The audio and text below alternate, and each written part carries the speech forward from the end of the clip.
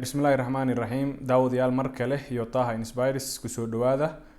waxaan kusoo jirnay aan soo wadnay barnaamij aan ku wacyigelinaynay dadka Soomaaliyeed ee Turkiga ku nool iyo kuwa u soo socdo waxaan ka soo hadalnay qaabka iqaamooyinka loo sameesto waxaan ka soo hadalnay adeegyada caafimaadka ay heli karaan dadka Soomaaliyeed halkan joogo iyo qaabka ay u heli karaan waxaan ka soo hadalnay waxbarashada asaasiga iyo sidoo kale waxbarashada jaamacadaha intaas dhan war horaan soo duubnay macluumaad asaasi ahna idin kala wadaagnay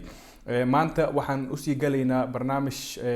kamid ah nolosha Turkiga gaar ahaan qoysaska ku nool wadankan Turkiga aad u saameynayso oo ah deris wanaaga iyo nolosha Turkiga wadan kasta iyo ummad kasta dhaqan ay leeyihiin u gaar ah ay kaga duwan yihiin dadyoga kale oo waxyaabo badan oo laga siman yahay oo bani aadamku intiisa badan ka siman yihiin way jiraan laakiin sidoo kale waxaa jiro xaalad gaar ah oo qofka la rabo in uu maxaan ku yiraahdaa fiiro gaar ah uu siiyo il gaar ah uu yeesho dadka Soomaaliyeed ee wadankan ku nool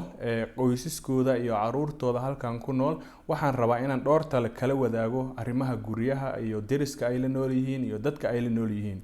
waxyaabaha aan dadkan uga duwanahay waxa kamid ah caruurta aan wadano oo inta badan laga yaabo inay ka badan yihiin deriskeena 5 caruur 4 caruur 6 caruur family inuu wata laga yaaba taasna waxay ku noqonaysaa wax la yaabo qoysaska kale ay deriska leeyihiin sidaas darteed marka aad caruur badan aad wadato halkan aad ku nooshahay waxyaabaha muhiimka ah waxa kamid ah in codkaaga oo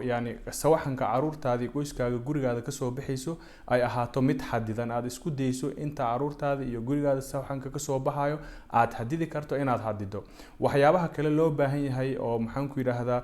marka lagu arko aad loola yaabay wadankan waxa kamid ah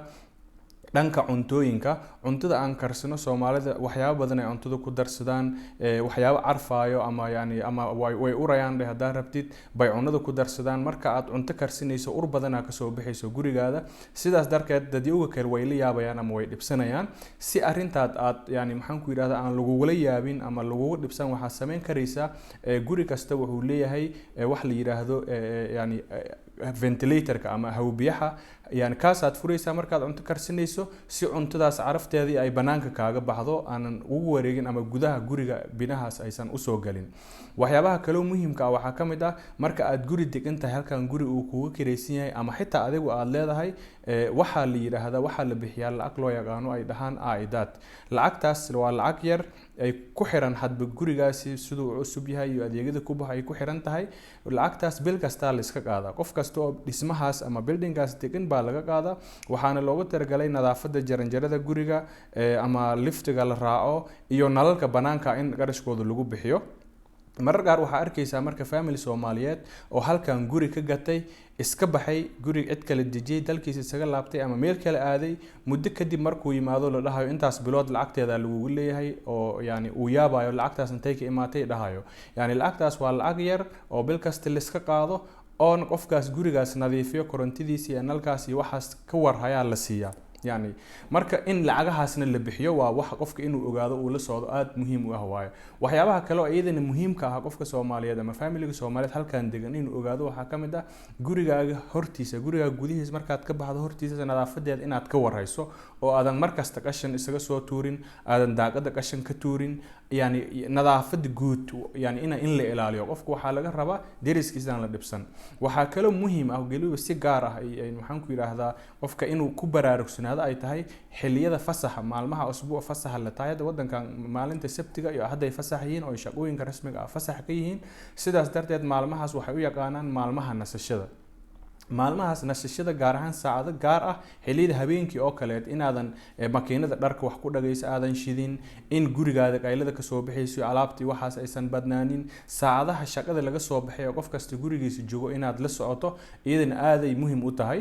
wadankan dadkiisa maadaama ay yihiin dad xogaa horumaray lagu tilmaami karo dad horumaray ama reer galbeed dhankooda u janjeero derisnimada iyo isdhaxgalka iyo in la isu soo faalulo la isdhaxgalo la sheekaysto aad ugu ma fiicno sidaas darteed marka waxa fiican in cilaaqadaada gacanta inta lagu soo taagay in la akiliyo adigana aad taagto dadka asaas kula macaamisho akhlaaq wanaagsan aad kula macaamisho deriska qiimo weyn ayuu ku leeyahay qofka inuu ilaaliyo. maxaan ku yiraahdaa xadiis nabiga sallallahu alayhi wasallam alayhi waxa ka soo arooray baa jiro yani jibriil kama zuulin asigoo deriska igala dardaarmayo ilaa aan u maleeyay inuu dhaxal siin doono. sidaas darteed markaad wadan kale ku nooshahay dad ajnabi ah la nooshahay dad ka dhagan duwan aad la nooshahay yani arrin gaar ah ama ahmiyad gaar ah ay tahay inaad siiso deriska aad kula macaamisho waliba qaab dhagan ayagu ay fahmi karaan ayaga ixtiraami karaan aad kula macaamisho. aad u mahadsantihiin. waxaan rajaynayaa in familieska Soomaaliyeed ay arrinkaas iyo macluumaadkaas ay kuwan qaadan doonaan ayna ku dhaqmi doonaan deris wanaag iyo miisaad wadankooda iyo dadkooda ay miisalayaan ay wanaajin doonaan ayaan rajaynayaa. wassalaamu calaykum waraxmatullaahi wabarakaatuh.